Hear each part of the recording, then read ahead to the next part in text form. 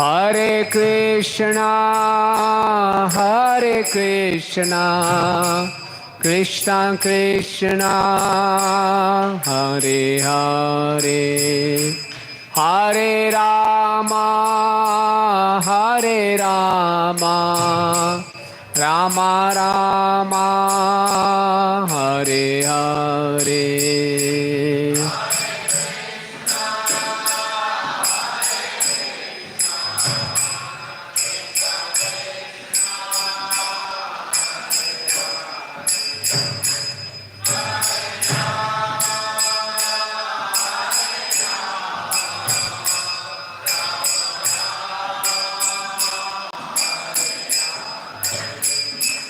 Hare Krishna, Hare Krishna, Krishna Krishna, Hare Hare, Hare Rama, Hare Rama, Rama Rama, Hare Hare.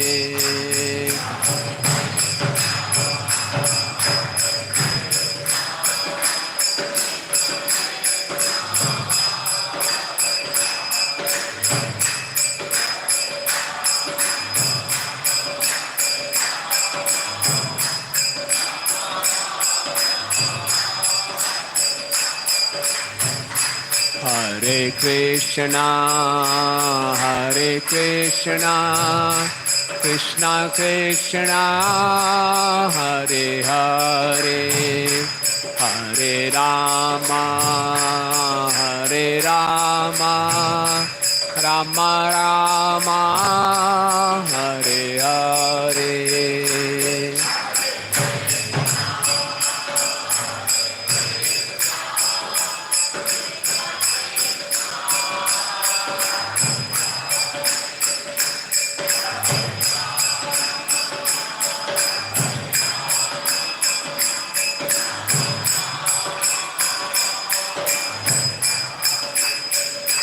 Jaya Prabhupada, Prabhupada, Prabhupada, Srila Prabhupada.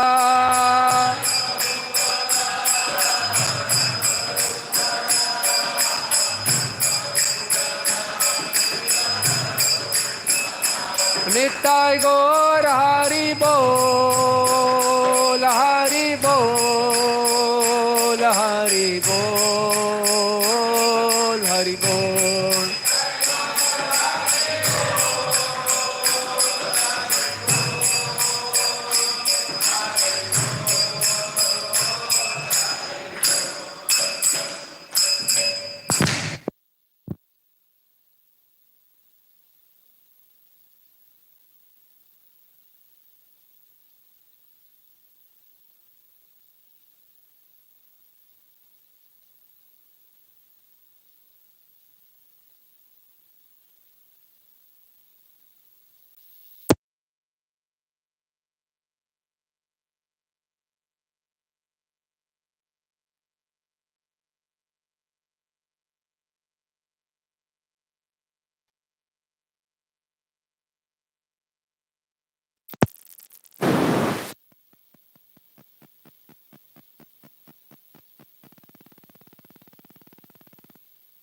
All glories to the assembled devotees, all glories to the assembled devotees, all glories to Shri Guru and Gauranga, all glories to Srila Prabhupada ki jai. Om Namo Bhagavate Vasudevaya.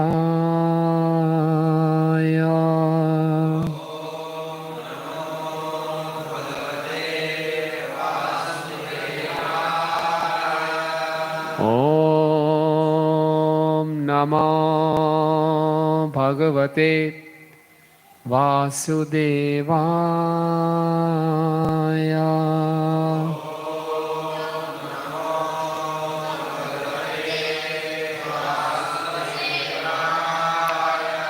Om Namo Bhagavate Vasudevaya.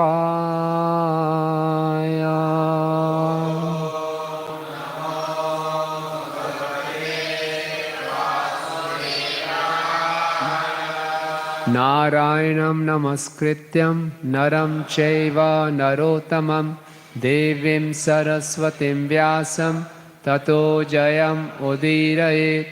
नष्टप्रायेषु अभद्रेषु नित्यं भागवत सेवया भगवती उत्तम श्लोके भक्तिर्भवति नैष्ठिकी। कृष्णाय वासुदेवाय देवकी नंदनाय च नंदगोपकुमाराय गोविंदाय नमो नमः। ग्रंथराज श्रीमद् भागवतम 8वां स्कंद 6ठा अध्याय। अध्याय का नाम है देवताओं तथा असुरों द्वारा संधि की घोषणा। श्लोक संख्या 20। अरयोऽपि हि संधेयः सति कार्यार्थ गौरवे अहि मूषिकवद्देवा ह्यर्थस्य पदवीं गतै। आर्योऽपि हि संधेयः सति कार्यार्थ गौरवे अहि मूषिकवद्देवा ह्यर्थस्य पदवीं गतै। आर्योऽपि हि संधेयः सति कार्यार्थ गौरवे अहि मूषिकवद्देवा ह्यर्थस्य पदवीं गतै।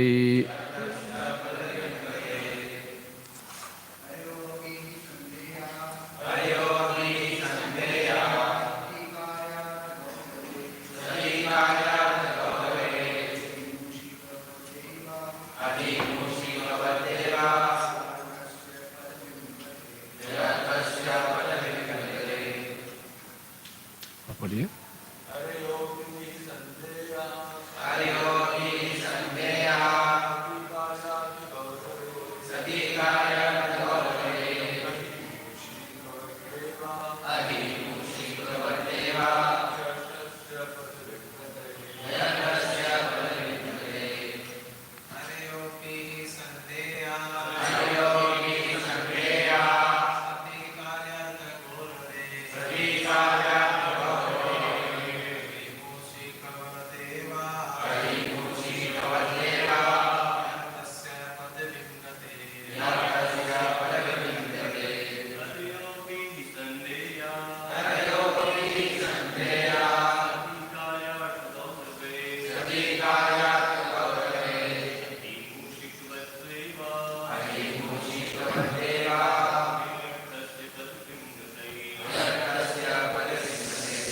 माता जी।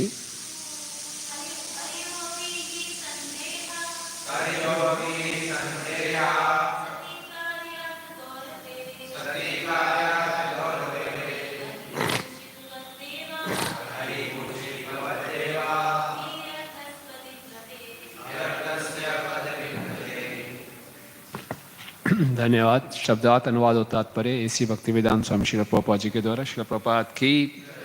आर्यः शत्रुगण अपि यद्यपि ही निसंदेह संदेह संधि के योग्य सती ऐसा होकर कार्यार्थ गौरवे महत्वपूर्ण कर्तव्य के मामले में अहि सर्प मुशिक चूहा वत सदृश देवः हे देवताओं ही निसंदेह अर्थस्य हित का पदवीम पद गते ऐसा होकर। हे देवताओं, अपना हित इतना महत्वपूर्ण होता है कि मनुष्य को अपने शत्रुओं से संधि भी करनी पड़ सकती है। अपने हित लाभ के लिए मनुष्य को सर्प तथा चूहे के तर्क के अनुसार कार्य करना चाहिए। तात्पर्य, एक बार एक सांप तथा एक चूहा एक पिटारी में पकड़े गए। चूंकि चूहा सर्प का भोजन है, अतएव सर्प के लिए यह सुनहरा अवसर था। किंतु चूंकि दोनों ही पिटारी में बंद थे, अतएव यदि सर्प चूहे को खाता भी तो वह बाहर निकलने से असमर्थ रहता।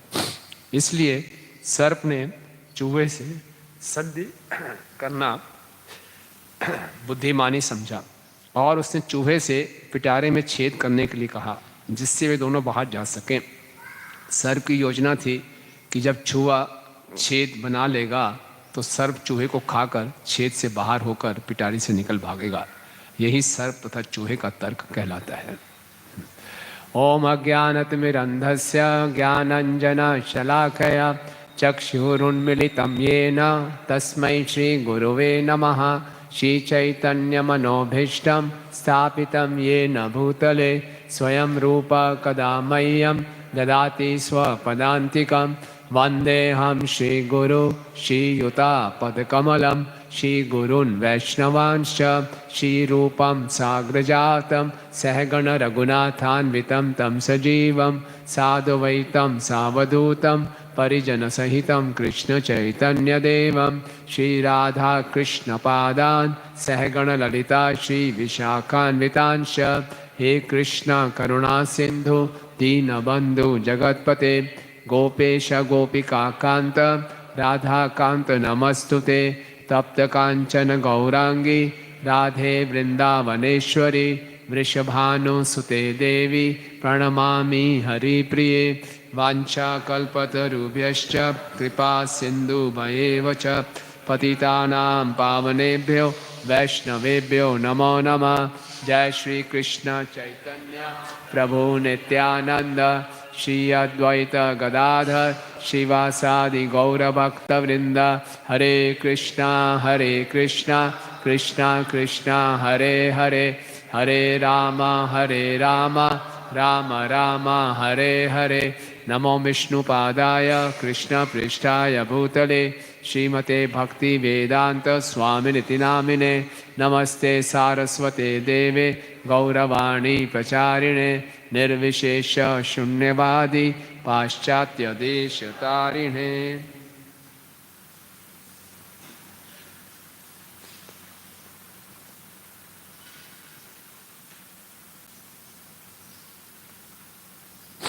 हरे कृष्णा। तो आप सब भक्तों का हार्दिक स्वागत है। तो बहुत ही इंटरेस्टिंग प्रसंग है और देवताओं और असुरों की संधि हो रही है। कल हमने चर्चा की थी कैसे देवतागण सब परेशान हो गए। इंद्र ने दुर्वासा मुनि के प्रति अपराध किया और उस अपराध का परिणाम ये हुआ सारे देवता अपने ऐश्वर्य से अपनी शक्ति से वंचित हो गए और असुरों के ऊपर उनके गुरु शुक्राचार्य की कृपा थी, वो अत्यंत बलशाली हो गए और सभी देवता परेशान होकर ब्रह्मा जी के पास जाते हैं। ब्रह्मा जी सबको क्षीर सागर के तट पे ले जाते हैं, खूब प्रार्थनाएं करते हैं और उनकी प्रार्थनाओं को सुनकर भगवान उनके सामने प्रकट भी हो जाते हैं। और प्रकट जब होते हैं तो भगवान उनको आदेश देते हैं कल कि जब तक आपका समय ठीक नहीं है, आप समृद्ध नहीं हो जाते, आप असुरों से संधि कर लो, है ना। तो ये जब सुना होगा देवताओं ने तो बड़े हैरान हो होंगे, भगवान क्या आप कह रहे हैं, आप हमारा और असुरों का तो बहुत लंबा झगड़ा है, अभी थोड़ा झगड़ा थोड़ी है, संधि उनके साथ कैसे संभव है। तो शायद ऐसे उन्होंने अपने भाव दिखाए होंगे। तो भगवान फिर आगे बता रहे हैं, सुनिए क्या करना क्या है। अर्यो अपि संदेहा सति कार्यार्थ गौरवे। अपने कार्य को निकालने के लिए, अपने हित के लिए अपने शत्रुओं से भी संधि करनी पड़ती है ना। कैसे ऐसे कैसे संधि कर लेंगे, तो बता रहे हैं देखो, अहि मूषुक वद देवा ही तस्य पदवीम गते। जिस प्रकार से न्याय आता है अहि मूषिक न्याय, सांप और चूहे का न्याय कि सांप और चूहे एक बार दोनों पिटारी में बंध गए। सांप चूहे को आराम से खा सकता था, लेकिन सांप ने सोचा कि चूहे को अभी खा भी लूंगा तो मैं पिटारी में बंद ही रहूंगा, बाहर कैसे निकलूंगा। तो चूहे का उपयोग करता हूँ, चूहे को बोलता हूँ भैया दोनों ही फंसे हुए हैं, दोनों ही मुसीबत में हैं, तो दोनों मुसीबत में एक दूसरे से संधि कर लेते हैं। तुम टोकरी काटो, दोनों बाहर निकल जाएंगे। चूहा उनकी बातों में आ गया, जैसे टोकरी जैसे ही काटी सांप उसको निकल गया और बाहर निकल गया। तो ऐसे ही करना है हमने, देवताओं से असुरों से आकर संधि कर लो कि मिलके समुद्र का मंथन करेंगे। जैसे मंथन करेंगे अमृत आएगा, अमृत आप लेके भाग जाना, बस खत्म। तो मैं तो वहीं था आपके साथ, मैं आपका सहयोग दूंगा।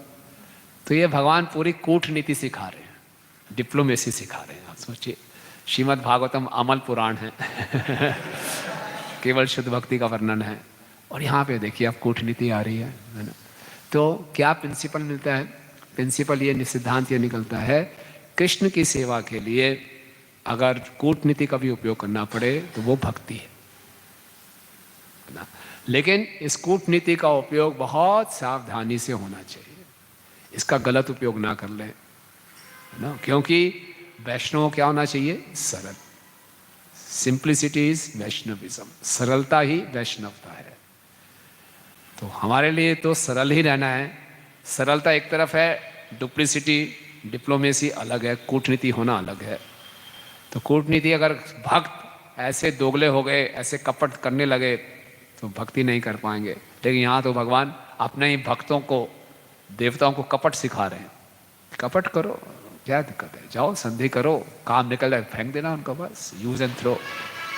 तो उधर जब देवता लोग असुरों के पास जाएंगे, असुर भी ये सोचेंगे अच्छा मौका है, इनको हम यूज करते हैं। इसमें अब यहाँ भगवान बोल रहे हैं कि आप सांप बनना, असुर लोग चूहे बन जाएंगे। असुरों के पास जब जाएंगे इंद्र, तो इंद्र यही सोच, बलि महाराज ये सोचेंगे मैं सांप हूँ ये चूहा है दोनों सोचेंगे चलो एक दूसरे को उपयोग करते हैं और अमृत निकाल लेते हैं। लेकिन असली सांप कौन बना? जिसके साथ कृष्ण रहेंगे ना। तो कृष्ण उनके साथ थे, तो बोला करो। लेकिन इसका हमने बहुत आज चर्चा करेंगे कि मुख्यतः 3 विषय रहेंगे। एक तो ये कूटनीति का उपयोग, दूसरा युक्त वैराग्य, तीसरा अर्यो अपि संधेया, अपने शत्रुओं से हम कैसे संधि और कर सकते हैं। तो पहले कूटनीति हम देखते हैं। शास्त्रों में बहुत से हमारे ऐसे उदाहरण आते हैं जहाँ की हमारे महाजनों ने, बड़े वरिष्ठ भक्तों ने कूटनीति का उपयोग किया है। याद है आपको कौन कौन से उदाहरण है? पहला उदाहरण नहीं है, ऐसे बहुत से उदाहरण है शास्त्रों में।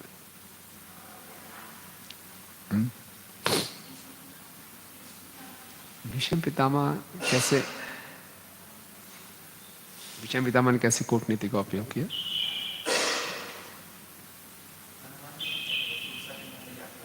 हनुमान जी, हाँ, सरसा के मुंह में घुस के वापस आ गए। सनातन गोस्वामी जी, सनातन गोस्वामी जी जेल से बाहर निकलना था, जेलर को रिश्वत दी। पहले 5,000 सोने की मुद्राएं रखी, इसको 7,000 सोने की मुद्राएं दी। तो रिश्वत देना कोई ठीक बात है? अनैतिक है। लेकिन चैतन्य महाप्रभु की शरण में जाना था तो अनैतिक भी नैतिक है। तो मुख्य बात क्या है कि हर कार्य कृष्ण की प्रसन्नता के लिए होना चाहिए। उसी ढंग से हम रघुनाथ दास गोस्वामी को देखते हैं। रघुनाथ दास गोस्वामी के पिताजी और चाचा जी बहुत बड़े जमींदार थे, हिरण्य मजुमदार और गोवर्धन मजुमदार। तो वो कुछ घपला कर रहे थे सरकार को टैक्स भरने में। तो वहाँ एक मुसलमान सरकारी अफसर तो उन्होंने पकड़ने को आया। तो रघुनाथ दास गोस्वामी उन दोनों को छुपा दिया और खुद पकड़े गए, और बड़े ही अच्छे व्यवहार से उस मुसलमान ऑफिसर का दिल जीत लिया और आपस में इनकी संधि करा दी, जो लेना देना था करवा के काम निपटा दिया। इसी ढंग से रघुनाथ दास गोस्वामी जी को चैतन्य महाप्रभु की शरण में जाना था। तो उनके पुरोहित थे यदुनंदन आचार्य, उनको बोला बस अभी मैं आता हूँ, दुर्गा मंडप से होके आता हूँ। तो उनको झूठ बोल के भाग गए घर से, है ना। झूठ बोला, अपने गुरु से झूठ बोल दिया भागने के लिए। और उदाहरण आता है वसुदेव और कंस का। जब आकाशवाणी हुई कि ये मूर्ख कंस, तुम्हारी बहन का 8वीं संतान तुम्हारी मृत्यु का कारण बनेगी, तो कंस ने तुरंत तलवार निकाल ली। पहले बहुत प्रेम दिखा रहा था देवकी के प्रति और उसका सर काटने को तैयार था। तो बिल्कुल आप देखिए, कंस के अंदर 1 लाख हाथियों का बल था और उसके लिए सर काटना तो ऐसा था जैसे आलू टमाटर काटना है, बस काटना ही था उसको, पूरा खट, कोई उसके अंदर दया नहीं थी। अब इतना ही समय था कि तलवार को रोकना है। वसुदेव कोई स्लो मोशन में नहीं था, ऐसे ऐसे तलवार आ रही है पूरा खट से कटना ही था और कुछ समय नहीं था वसुदेव के पास। कैसे रोकेंगे? वसुदेव को मालूम है मेरे पास इतना बल नहीं, मैं जाके रोक लूंगा कंस को, युद्ध नहीं कर सकता, तो कैसे रोकें? तो फटाफट पहले कोई फिलॉसफी बताई, तो थोड़ा सुना, कोई असर नहीं हुआ, फिर मारने को तैयार हुआ। तो वसुदेव ने क्या सोचा, बड़े मुस्कुराते हुए गए कंस के पास, मुस्कुराते हुए बोले अरे आप क्यों ऐसा परेशान कर रहे हो, आकाशवाणी तो आपकी बहन की संतान का है ना, बहन थोड़ी मारेगी आपको, है ना। बड़े मुस्कुराते हुए, अंदर से बहुत परेशान थे। कितनी परेशानी की बात है, देवकी को बचाना है और ऐसे क्रूर व्यक्ति के हाथ में जो निर्लज्ज क्रूर, सुखदेव गोस्वामी कह रहे हैं निर्लज है और कंस क्रूर है, ऐसे कंस को कैसे वो डील कर रहे हैं, बड़े मुस्कुराते हुए, जैसे बड़ी छोटी सी बात है, मुस्कुराते हुए बोल रहे हैं संतान ने मारना है ना, देवकी ने थोड़ी मारना है, तो मैं आपको वायदा देता हूँ। बोलते हैं आप बड़े सौम्य हैं, हे सौम्य कंस, कि बड़े सौम्य हैं बड़े, हालांकि वो निर्लज था एकदम और क्रूर था, तो उसको बड़े सौम्य बोल रहे हैं कि मैं सारी संतान आपको दे दूंगा, आप चिंता मत कीजिए। तो कंस को ये बात भा गई। तो वहाँ शिला प्रभुपाद जी लिख रहे हैं क्योंकि देवकी और वसुदेव ने कारण बनना थे कंस के अवतार का, तो कंस कृष्ण की रक्षा के लिए उन्होंने क्या यूज किया, डिप्लोमेसी को यूज किया। तो प्रभुपाद जी लिख रहे हैं diplomacy, the conclusion is the diplomacy use for the service of the Lord is a form of devotional service. अगर कूटनीति को भगवान के लिए किया जाए तो ये भी एक प्रकार की भक्ति है।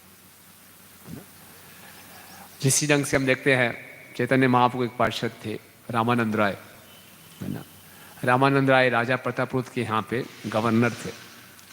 महाप्रभु जब दक्षिण भारत गए तो रामानंद राय को बोला तुम भी पागल हो, मैं भी पागल हूँ, आ जाओ जगन्नाथपुरी सब छोड़ के। और रामानंद राय राजा प्रतापरुद्र के पास गए कि मैं चैतन्य महाप्रभु मुझे बुला रहे हैं। राजा प्रतापरुद्र इतने प्रसन्न हुए, जाओ पूरा रिटायरमेंट दे दिया और पूरी की पूरी उनकी जो आय थी बोले आपको पेंशन में दे दूंगा, चिंता मत करो। और राजा प्रतापरुद्र खुद चैतन्य महाप्रभु से मिलना चाहते थे, लेकिन महाप्रभु उनको मिल नहीं रहे थे। तुम एक विषयी राजा हो, मैं एक सन्यासी हूं, मैं आपसे नहीं मिलूंगा। तो राजा प्रतापरुद्र बहुत परेशान थे। लेकिन रामानंद राय और सार्वभौम भट्टाचार्य और सारे के सारे महाप्रभु के पार्षदों से वो निवेदन कर रहे थे कि मेरी भेंट करा दो महाप्रभु के साथ। तो रामानंद राय क्योंकि पहले गवर्नर थे, राजनीतिक रह चुके हैं, तो उनको मालूम था डिप्लोमेसी कैसे यूज करनी है। तो भगवान चैतन्य महाप्रभु के साथ उन्होंने राजनीति की। उन्होंने आके भगवान के सामने खूब राजा का गुणगान किया और बताया कि राजा के हृदय में आपके लिए कितना प्रेम है, बार बार ये बोलते थे ताकि सुन सुन के भगवान का हृदय है द्रवित हो जाएगा। तो कृष्णदास कविराज गोस्वामी जी लिखते हैं राजमंत्री रामानंद व्यवहार निपुण, राजा प्रति कही द्रविल प्रभुर मन। राजमंत्री रामानंद व्यवहार निपुण, व्यवहार में बड़े निपुण थे, राजनेता थे। तो हम जो भी हमारी कला है, योग्यता है, भगवान की सेवा में उपयोग कर सकते हैं, है ना। लेकिन ध्यान रखना है, जैसे मैंने पहले ही बताया कि जितने भी हमने एग्जाम्पल दिए, इसमें उद्देश्य क्या था, कृष्ण की सेवा। और बड़े बड़े महाजनों ने जो भी किया, अगर कूटनीति का उपयोग भगवान की सेवा में किया तो लोक हित के लिए या भगवान की सेवा के लिए, अपने निजी लाभ के लिए नहीं। और जब ये ऐसा कर रहे हैं तो उनको भगवान की रक्षा में पूरा विश्वास है। अवश्य राखी बे कृष्ण। बद्ध जीव के अंदर हम जानते हैं 4 मुख्य दोष होते हैं। कौन कौन से दोष होते हैं?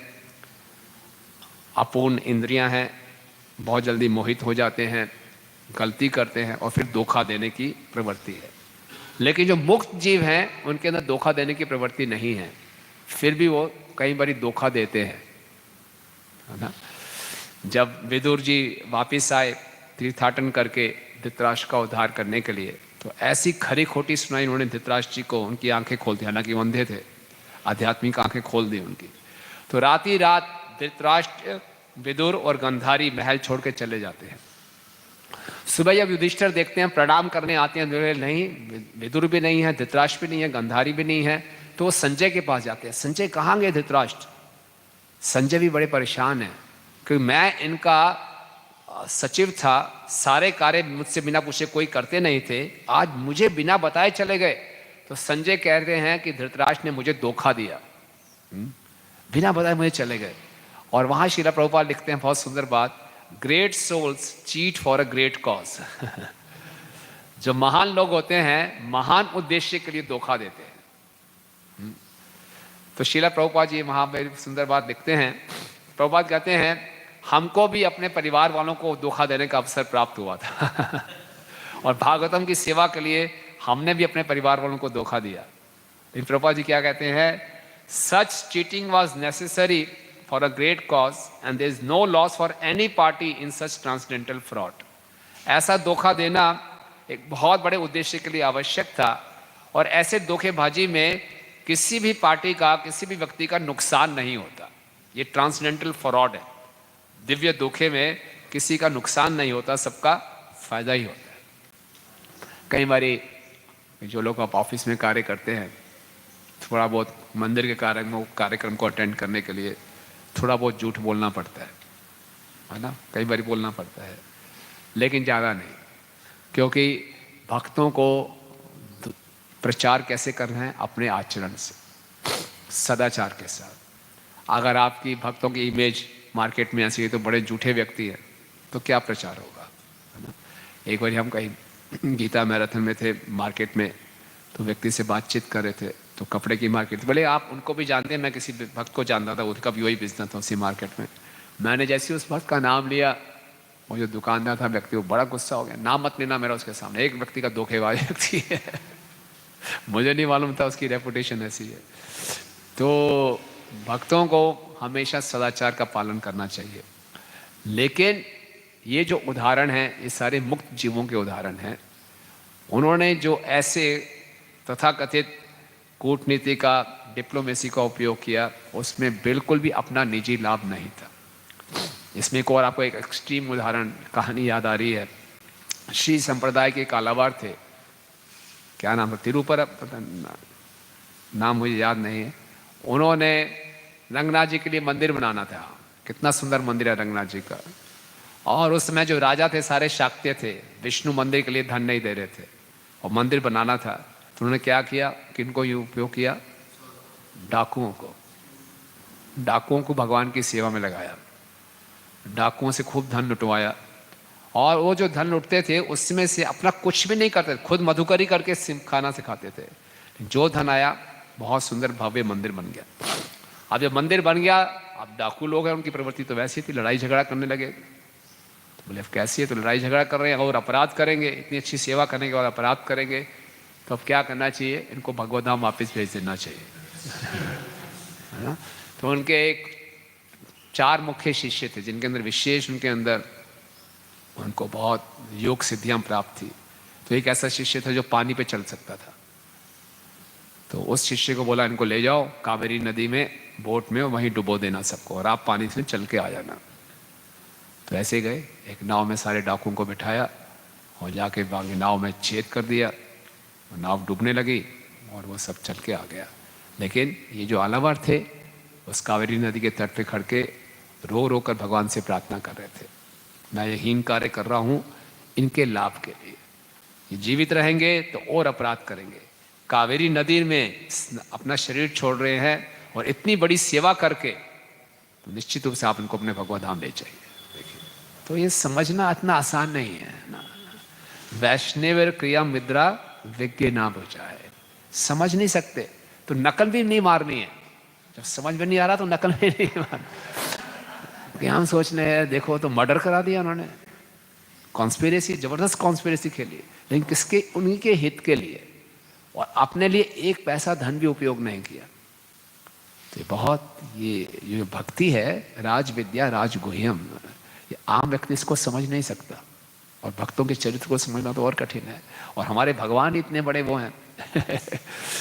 अभी क्या हुआ, जैसे प्रभुपाद जी जब लंदन में थे, तो मिस्टर डोयल थे एक, आपने प्रभुपाद लीला में इतने पढ़ा होगा, उनके पास फ़ोन आया भक्तों को कि मैं लंदन हिंदू सोसाइटी में से हूँ और हमारे पास राधा कृष्ण के विग्रह हैं, हम आपको विग्रह देना चाहते हैं। भक्तों ने प्रभुपाद जी को बताया, प्रभुपाद जी ने तुरंत भेजा, इस होलिनेस तमाल कृष्ण गोस्वामी महाराज, श्याम सुंदर प्रभु और मुकुंद प्रभु, जाओ जल्दी जाओ। तीनों गए और देखा, पहली बार ही उन्होंने देखा संगमरमर के राधा कृष्ण के सुंदर विग्रह 3 फीट ऊंचे। आके प्रभुपाद जी को बताया, 3 फीट ऊंचे विग्रह, बहुत सुंदर है ना। प्रभुपाद बोला तुरंत चलो, तुरंत चले गए प्रभुपाद मिस्टर डॉयल से मिलने। तो जैसे गए तो एक टेबल पे कॉर्नर में इतने बड़े विग्रह थे, ऊपर चादर रखी हुई थी। तो टमाल के हमारे मन, प्रभुपाद दिखाऊं? प्रभुपाद ऐसा दिखाने को ज़्यादा इंटरेस्ट नहीं, आराम से देख लेंगे। बैठते हैं, डॉयल साहब से बात करते हैं, बात करते करते मिस्टर डॉयल करें, आइए मैं आपको विग्रह दिखाता हूँ। बैठिए आराम से, आराम से बैठ के अपने मूवमेंट के बारे में बताने लगे, उनका हालचाल पूछने लगे। लेकिन जो डॉयल जी थे उनको, आइए देखिए तो सही, हाँ दिखाइए दिखाइए।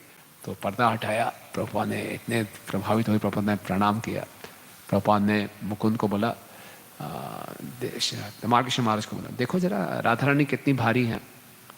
तो भारी तो थी, उठा नहीं, बहुत ज़्यादा भारी नहीं है। श्याम सुंदर देखो कृष्ण कैसे हैं, बहुत भारी थे, नहीं ज़्यादा नहीं है, ठीक है उठाओ, फटाफट उठाओ। उठा लिए, चलो। डॉल जी कह रहे क्या कर रहे हैं, क्या कर रहे हैं स्वामी जी, स्वामी जी आप क्या कर रहे हैं, इनकी जो राधा रानी की उंगली टूटी हुई है, हमने कोई बात नहीं, कोई बात नहीं, हम आपको ठीक करा के देंगे। नहीं हमारे पास व्यक्ति, हम ठीक कर लेंगे, हम भिजवाएंगे। नहीं हमारी वैन है। फटाफट ले गए, वैन में बिठाया और अच्छा डॉयल जी एकदम गाड़ी चल पड़े। और फिर थोड़ी देर गाड़ी रुकवाई। प्रभुपाद ने पीछे मुड़ के बोला, गोविंदम आदि पुरुषम तमाम भजामी।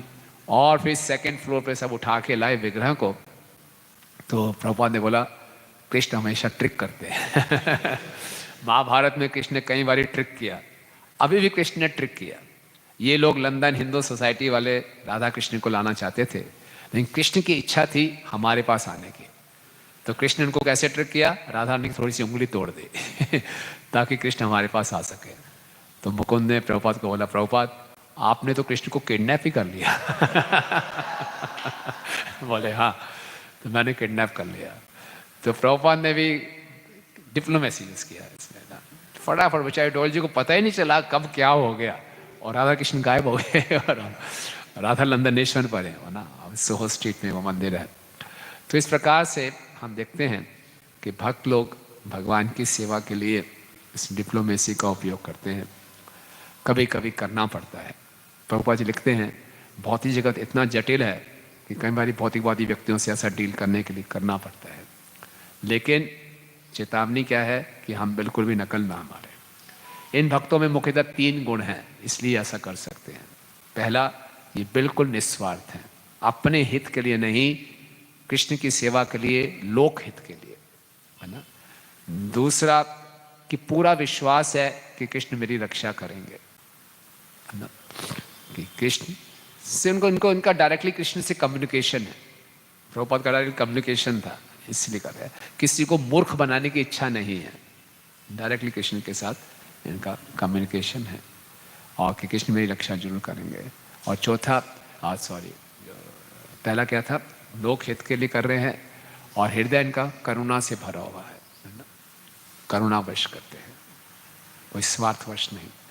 तो इसलिए हम लोग अपने निजी जीवन में कई बार ऐसी मुश्किलें आती हैं, तो कई बार हम थोड़ा सा झूठ का सहारा लेते हैं।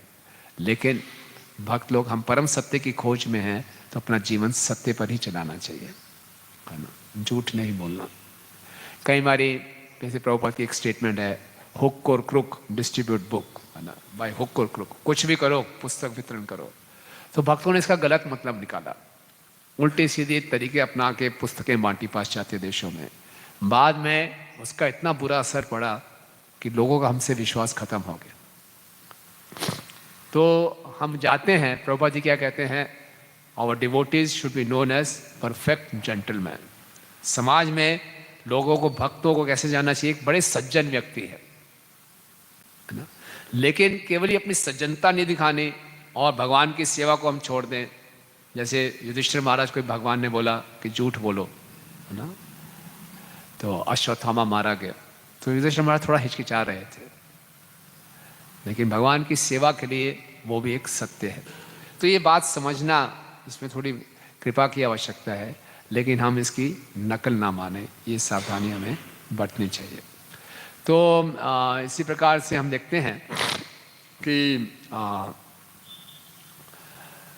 भक्ति सिद्धांत स्वामी ठाकुर महाराज उदाहरण देते हैं युक्त वैराग्य का, है ना। तो युक्त वैराग्य में उदाहरण देते हुए भक्ति सिद्धांत ठाकुर महाराज बोलते हैं कि जो एक सांप है वो कभी भी अपना घर नहीं बनाता, है ना। सांप कभी भी अपना घर नहीं बनाता, दूसरे जीव जो बिल खोदते हैं उसमें सांप जाके रहता है। तो उदाहरण देते हैं, इसी प्रकार से जितने बड़े बड़े वैज्ञानिक हैं, इनको नए नए आविष्कार करने दो, जितनी शक्तियाँ लगाओ लगाने दो, लेकिन उसका उपयोग कौन करेंगे, वैष्णवगण करेंगे। वैष्णवगण अपनी शक्ति आविष्कारों को करने में नहीं लगेंगे। ये वैज्ञानिक लोग भगवान को मानते नहीं, इनको आविष्कार करने दो, उसका उपयोग कौन करेंगे, हम लोग करेंगे। प्रभुपाद जी भी कहते थे, मॉर्निंग वॉक में जाते थे, कोई नहीं होता था मॉर्निंग वॉक में, सारे उद्यान खाली है, बोले इतने सुंदर सुंदर इन भौतिकवादियों ने उद्यान बनाया है, इसका उपयोग कौन कर रहे हैं? हम कर रहे हैं। तो इसको है युक्त वैराग्य। शिला प्रभुपाद जी एक बारी विदेश में एयरपोर्ट पे उतरे, तो रिपोर्टर्स उनका इंटरव्यू ले रहे हैं। तो रिपोर्टर ने जान के ऐसे प्रश्न पूछते थे, आपका आधुनिक तकनीक के विषय में क्या मत है, मॉडर्न टेक्नोलॉजी के विषय में आपका क्या कहना है? प्रभुपाद ने बोला कंप्लीटली यूजलेस। बोले लेकिन स्वामी जी आप तो एरोप्लेन यूज करके आ रहे हैं, तो एरोप्लेन क्यों यूज किया आपने अगर ये यूजलेस है तो? प्रभु बोला टू मेक इट यूजफुल। अपने आप में एरोप्लेन यूजलेस है, लेकिन भक्त लोग यूज कर रहे हैं तो क्या बन गया? ये यूजफुल बन गया। तो इसलिए जो युक्त वैराग्य है, ये भी हमने क्या करना है? भगवान की सेवा में। लेकिन भक्ति सिद्धांत सरस्वती ठाकुर महाराज एक फिर से चेतावनी देते हैं युक्त वैराग्य के नाम पे, कि युक्त वैराग्य के नाम पे भी इंद्र तृप्ति नहीं होनी चाहिए। अपने आप को धोखा ना दें। अनासक्त से विषयान यथाराम उपयुंजत निर्बंधे कृष्ण संबंधे वैराग्यम युक्तम उच्यते। तो इसमें 3 सिद्धांत है युक्त वैराग्य के। यथाराम उपयुंजते, कोई वस्तु कोई सुविधा हम तभी उपयोग कर सकते हैं अगर वो हमारी भक्ति के लिए उपयोगी है। अगर वो हमारे को भक्ति में आगे बढ़ा रही है तो हम उसका उपयोग करें, लेकिन साथ में 2 कंडीशंस और होनी चाहिए। क्या? अनासक्त से विषयान, उसको उपयोग करने के लिए हमारे में कुछ आसक्ति नहीं होनी चाहिए।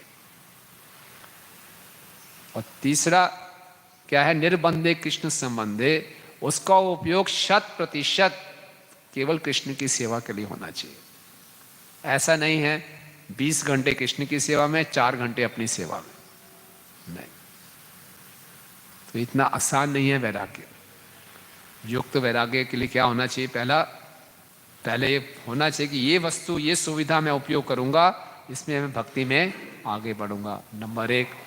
नंबर 2, अपना उसमें रंच मात्र भी उद्देश्य नहीं होना चाहिए, मुझे वो करना ही अच्छा लगता है। और तीसरा 100% केवल कृष्ण की सेवा के लिए होना चाहिए। इतना आसान नहीं है ना?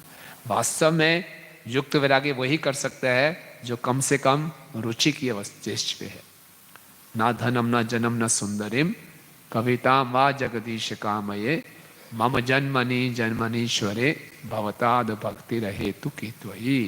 कि मुझे धन जन सुंदरी कोई रुचि नहीं है, लेकिन ये सब प्राप्त होगा तो केवल कृष्ण की सेवा में।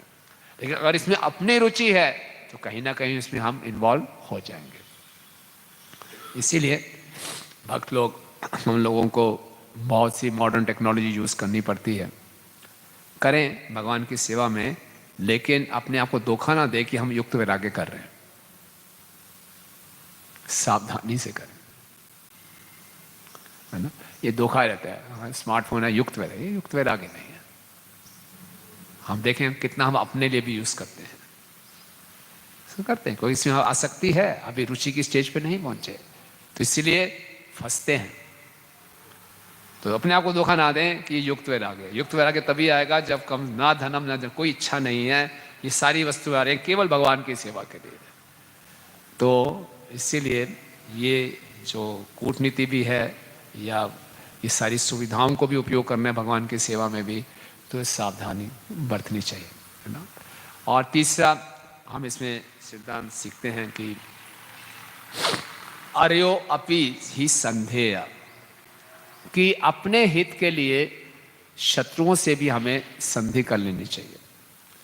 तो प्रहलाद महाराज कहते हैं ना ही स्वार्थ गति ही विष्णु। हमारा हित क्या है? हमारा असली स्वार्थ क्या है? विष्णु को प्राप्त करना। और हमारे शत्रु बाहरी रूप से शत्रु भी हैं और आंतरिक शत्रु भी हैं। आंतरिक शत्रु हैं काम, क्रोध, लोभ, मोह इत्यादि। तो इनसे भी संधि कैसे करें? तो प्रेम भक्ति चंद्रिका में नरोत्तम दास ठाकुर क्या बताते हैं?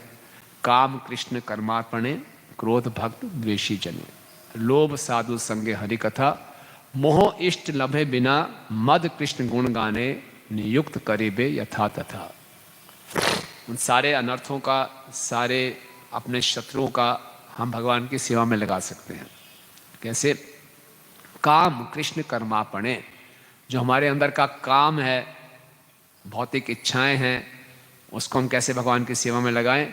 कि जो हमारे खूब मेहनत करें, धन कमाएं, उसका जो भगवान की सेवा में लगाएं।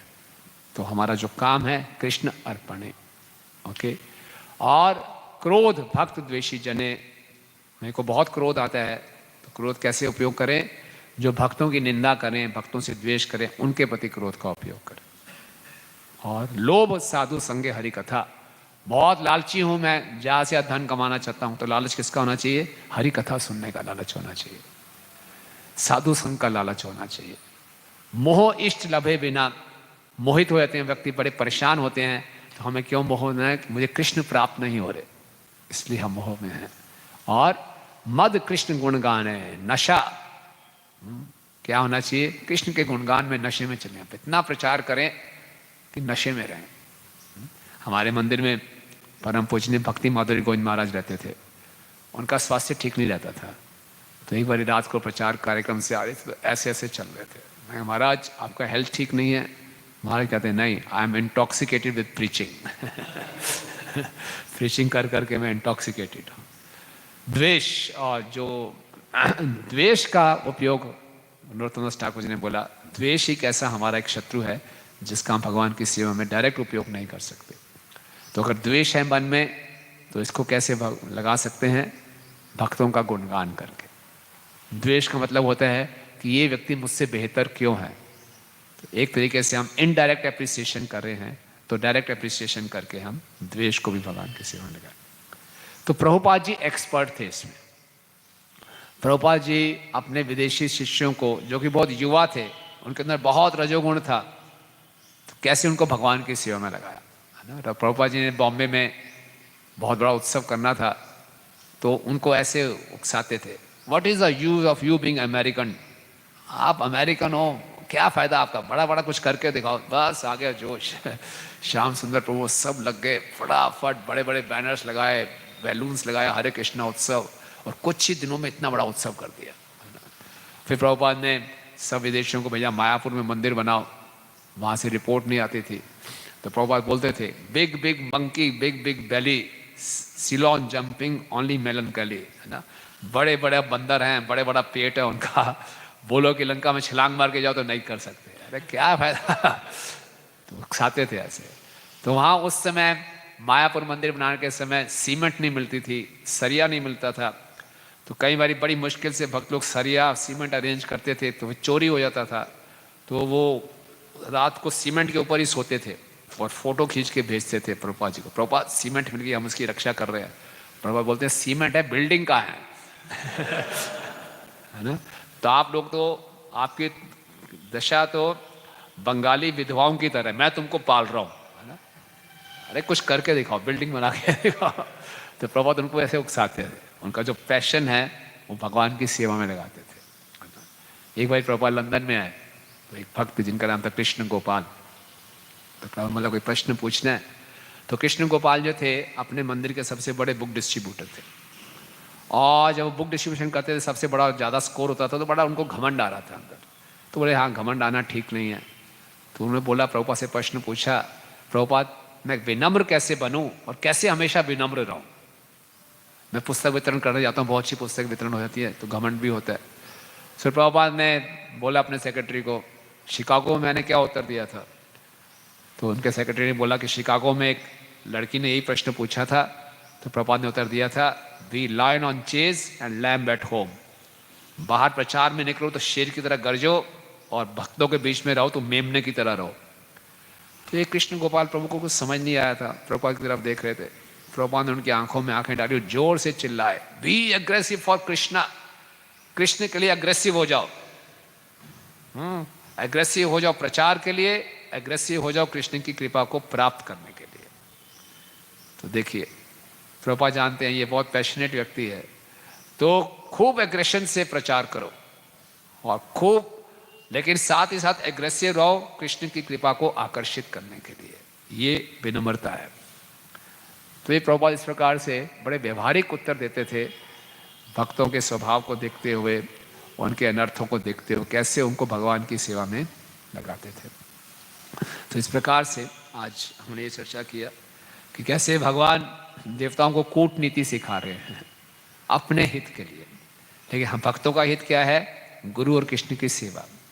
तो गुरु और कृष्ण की सेवा में अगर हमें कभी कूटनीति का उपयोग करना पड़े तो करें, लेकिन बहुत सावधानी के साथ। और ऐसी परिस्थिति में हम फंसते हैं तो अपने वरिष्ठ वैष्णव गुरु से पूछ के ही कभी ऐसा करें, अन्यथा हम धोखा खा सकते हैं।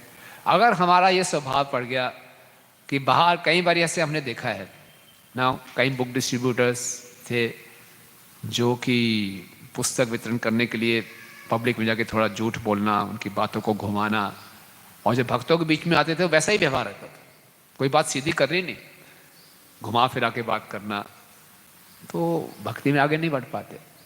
अब में हमारे हृदय में अगर कपट रहेगा तो कपट से कृपा के कपाट बंद हो जाते हैं। हृदय में हम कपट रख रहे हैं, घुमा फिरा के बात कर रहे हैं, तो ना तो भक्तों से संबंध बनेंगे और ना ही भगवान की कृपा को आकर्षित कर पाएंगे। सरलता का अभ्यास करना चाहिए। सिंपल लिविंग, हाई थिंकिंग, विचारों में सरलता, रहन सहन में सरलता, संबंधों में सरलता, उससे हम अच्छे ढंग से जप कर पाएंगे, अच्छी सेवा कर पाएंगे। नहीं अगर कुछ कपट रखेंगे, डिप्लोमेसी रखेंगे, तो हम भक्ति मुक्ति नहीं करते। लेकिन ये जो उदाहरण है बड़े एक्सेप्शनल उदाहरण है कि हमारे आचार्यों ने कुछ स्थानों पे लोकहित के लिए, भगवान की प्रसन्नता के लिए, कृष्ण की रक्षा पे पूरा विश्वास करते हुए ऐसी जोखिम लिया कि उन्होंने कुछ डिप्लोमेसी का उपयोग किया, है ना। और साथ में हमने ये भी चर्चा की कि युक्त वैराग्य के लिए भी कितना हमें सावधान होना चाहिए, और साथ में कैसे अपने शत्रुओं को हम भगवान की सेवा में लगा सकते हैं। ठीक है, हरे कृष्ण। कोई प्रश्न या टिप्पणी? यस।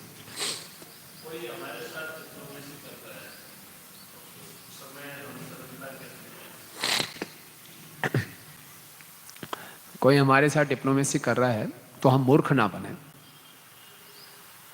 नहीं सरल रहे।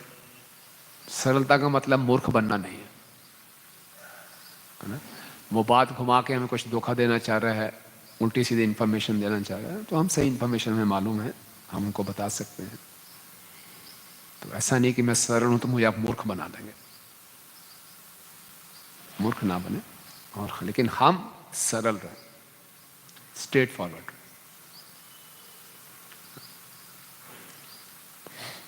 ठीक है ना। ऐसा नहीं कि चलो आप मुझे घुमा रहे हैं तो मैं भी आपको घुमाऊंगा।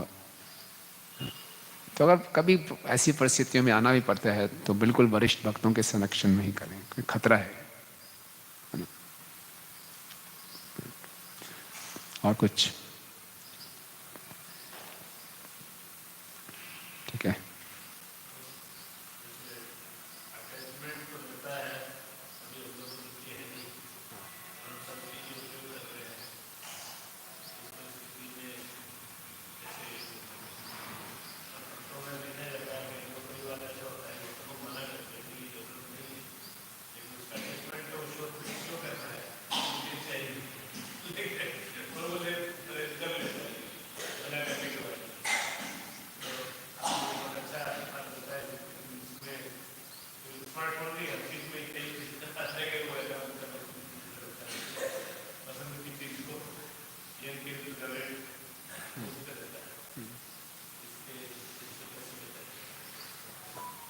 प्रभु जी का प्रश्न है कि युक्त वैराग के लिए अभी हम रुचि की स्टेज पे तो है नहीं, हमारी आसक्ति है, और पहली लाइन ये अनासक्तो से विषयन है।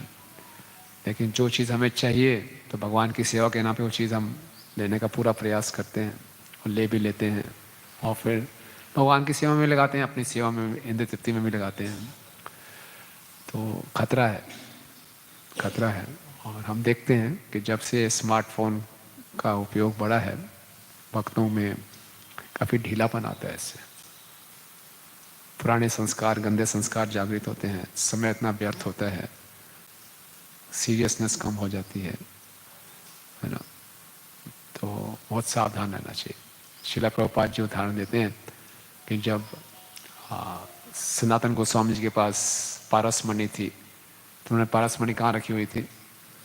कचड़े के डब्बे में। क्यों? सनातन गोस्वामी जी उससे राधा मोहन का मंदिर, मदन मोहन जी का मंदिर नहीं बना सकते थे? आराम से बना सकते थे, अपनी सेवा में थोड़ी लगाते हो। तो बड़े परमहंस थे, तो फिर भी हमको उदाहरण सिखाने के लिए कि जब तक हम उस परम स्थिति पे नहीं है, हमें भेद करना चाहिए क्या आध्यात्मिक है क्या भौतिक है। फिर भी सेवा के लिए आवश्यक है, कई बार बिना स्मार्टफोन के सेवा नहीं होती है, और गैजेट्स हैं और सुविधाएं उस सेवा के लिए आवश्यक होती हैं। तो सावधान रहें, सावधान रहें, अपनी सीमाओं को जाने, अपनी लक्ष्मण रेखा को पहचानें, है ना, कि मेरे लिए क्या खतरे का डेंजर जोन कौन सा है मेरा। तो बहुत अच्छे अच्छे भक्तों को हम देखते हैं कि वो फंस जाते हैं इसमें।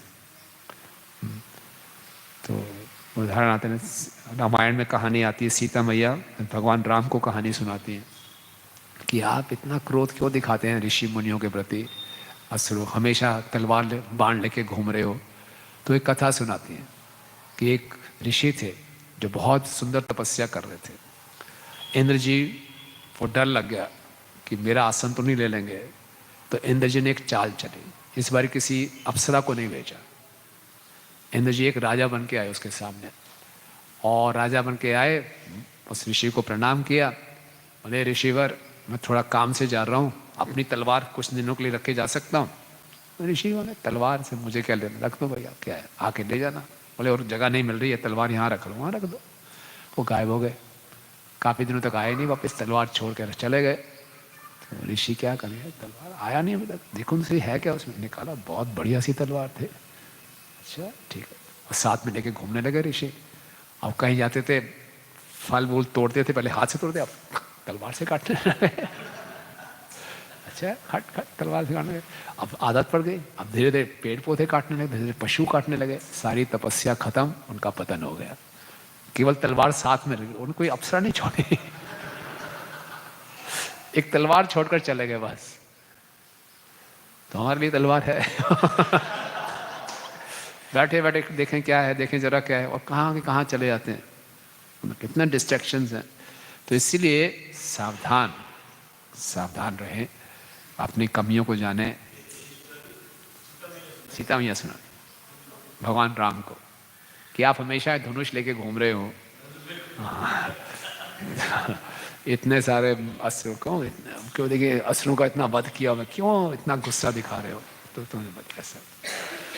तो इसलिए हमको बहुत सावधान रहना चाहिए। सेवा के लिए उपयोग करना है, लेकिन अपनी सीमाओं को भी जानना है। हम अभी युक्त वैराग्य के स्तर पे नहीं है, तो युक्त वैराग्य कह के धोखा ना दें। हाँ कर रहा हूँ सेवा, में युक्त वैराग्य नहीं है तो सावधानी से करूँगा, तो उसमें हम ज़्यादा सचेत रहेंगे। ठीक है ना, ठीक है। आप सब भक्तों का बहुत धन्यवाद। जैसे आप बचिए।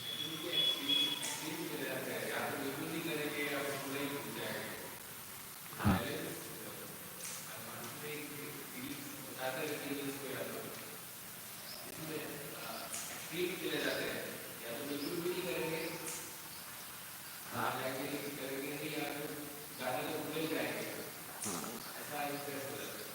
हाँ, तो वही बैलेंस सतोगुण की निशानी है, एक्सट्रीम रजोगुण और तमोगुण की निशानी है। तो सतोगुण में रह के हम संतुलन मेंटेन कर सकते हैं। तो हम खुद संतुलन नहीं मिला सकते, तो हम अकाउंटेबल हो जाए, अपनी रिपोर्टिंग करें, अकाउंटेबल रहें कि हम इसका उपयोग केवल सेवा के लिए करेंगे, जो भी सुविधाएं हैं तो अकाउंटेबल होकर कर सकते हैं। ऐसे बहुत से भक्त हैं जो केवल सुबह और शाम एक एक घंटा कर रहे हैं स्मार्टफोन यूज़, बाकी टाइम केवल की बटन फ़ोन यूज़ कर रहे हैं। तो इसमें कोई वो शर्माने वाली बात नहीं है ना। अपने हित के लिए करना है। अपनी सीमाओं हमें मालूम है कि मेरी चेतना बिगड़े ना, तो मेरे को अपने आप को बचाना है। तो इसलिए अपने शत्रुओं से संधि करना है, जो मालूम है क्या है शत्रु, को कैसे टैकल करना है ना। ठीक है, संतुलन लाना चाहिए। ठीक है,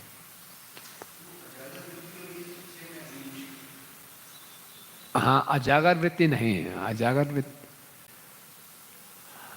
नहीं, ये है कि ये अजागर वृत्ति तो है कि हम बिल्कुल कृष्ण पर निर्भर हैं, हम कोई प्रयास नहीं करेंगे। इसमें क्या है कि चूहे को मेहनत करने दो, फिर मैं उसका उपयोग करूँगा, उसको खा जाऊँगा, बाहर निकलूँगा उसको खा जाऊँगा। तो ये अजागर वृत्ति नहीं है।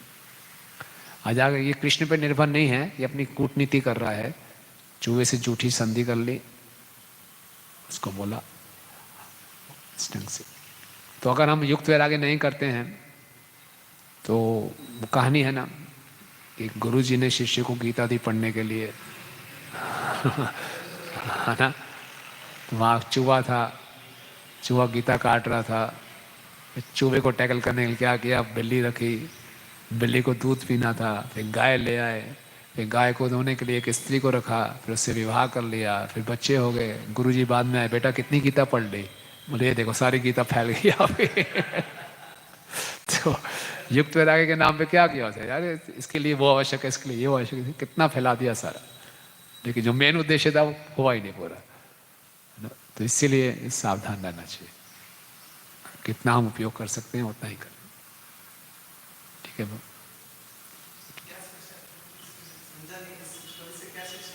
इस स्टोरी से ये शिक्षा है कि हम अपनी लिमिटेशंस को जाने।